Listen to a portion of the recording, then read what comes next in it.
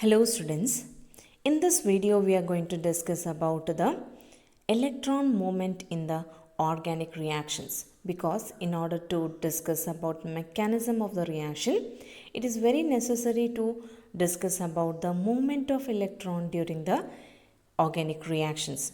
That is, we'll be learning about how this movement is taking place.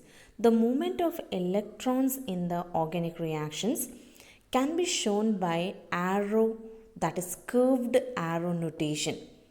It shows how the changes in the bonding occurs due to electronic redistribution during the reaction.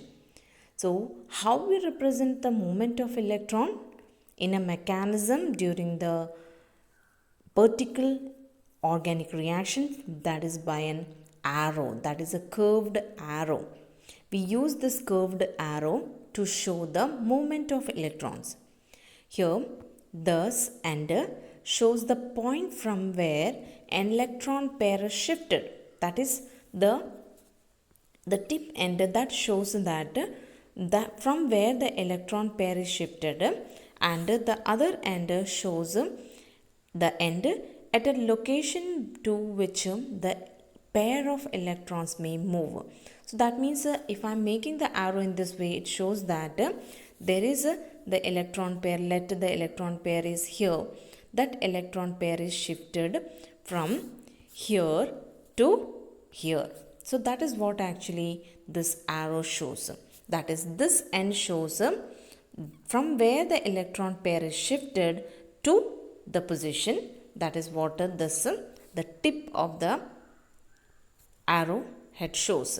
So this is actually the representation. We make the arrows in order to represent the movement of electron, and this is usual in the case of when we do the mechanism for any reaction.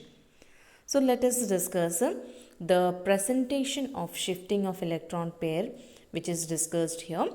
So for example, any one of the element is given which is represented as a Y here, and there is a double bond and single bond on the two sides as it is shown in the case of first case.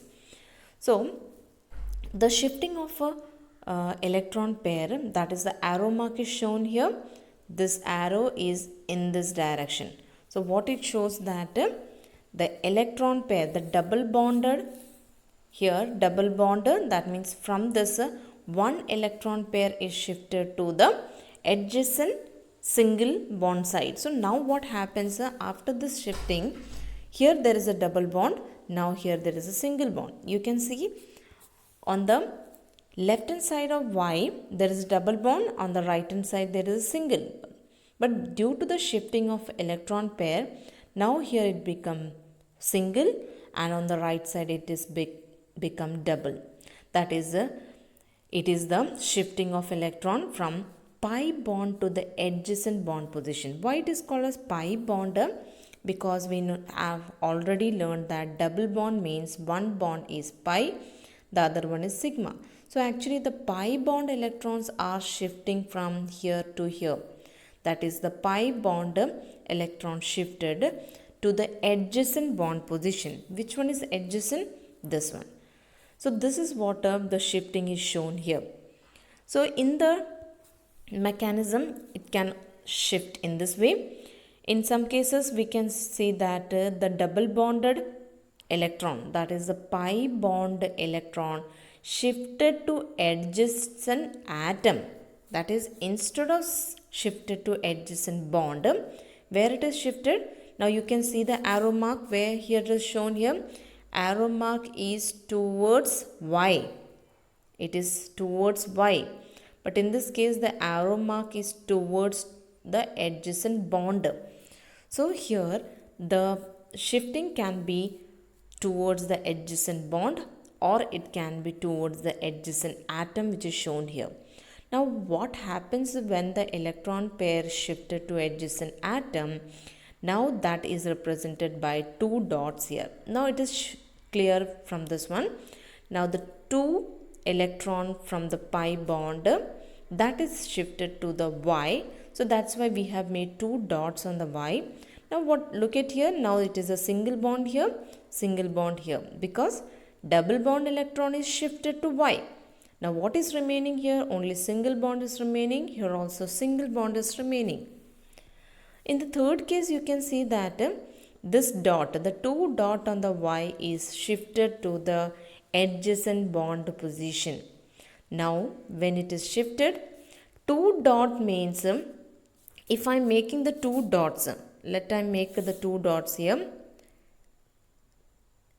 If two dots are there, so what it means here, this together makes one bond. So the shifting of this bond means actually the shifting of dots. What is the dots? That are the representing the electrons. So here the two dots are shifted to adjacent bond means what? It form a bond here. Now it become double bond here. So these are the different way of shifting of electron pair which is shown here, and this is all concept we'll be using when we discuss about a particle mechanism that we'll be discussing in the next chapter and also in the 12th standard. Let us do one problem, that is a problem 12.11, that is also a text solved problem. Here, using the curved arrow notation, show the formation of reactive intermediate when the following covalent bonds undergo heterolytic cleavage. That means we have to show an arrow mark for representing, for showing the movement of electron that is during the heterolytic fission. Heterolytic cleavage, we have learned that when there is a bond between A and B. So the cleavage takes place in such a way that both the electrons shifted towards one of the fragment, and that's why it develop a negative charge and other one develop a positive charge. Now this actually depends on which fragment it is shifted. That is, if I am taking the case of A and B, if both the electron is shifted towards B, so definitely why it is shifted to B? Because B may be more electronegative. So if they are more electronegative, it will have greater tendency to that bond the electron shift towards to that. So that is what actually we have to identify here. So when take the case of first case, that is CH3 SCH3. So here there is a bond between the carbon of methyl group and this S. So when there is a heterolytic fission, the bond breaks and the electron will be shifting towards the S. That is what the arrow it shows, the electron is shifting towards the S. That's why it develop a negative charge and the other one develop a positive charge. So here there is a formation of carbocation.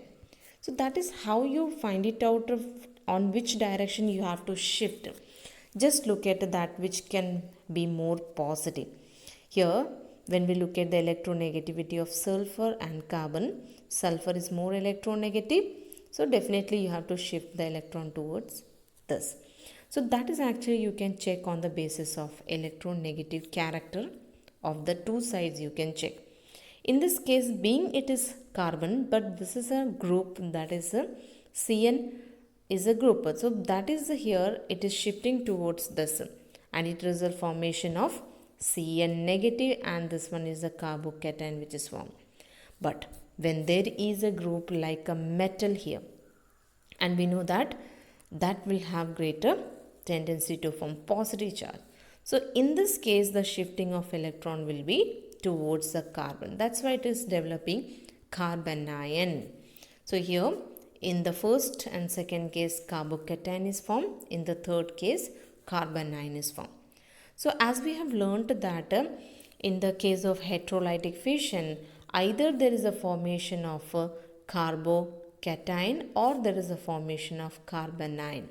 That depends upon what it is attached to that.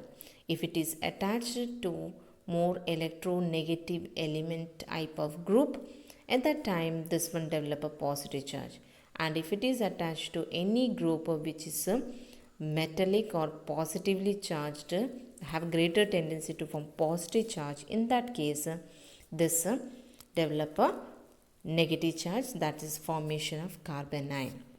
So this is what the problem says. So this is all about this video. Have a nice day.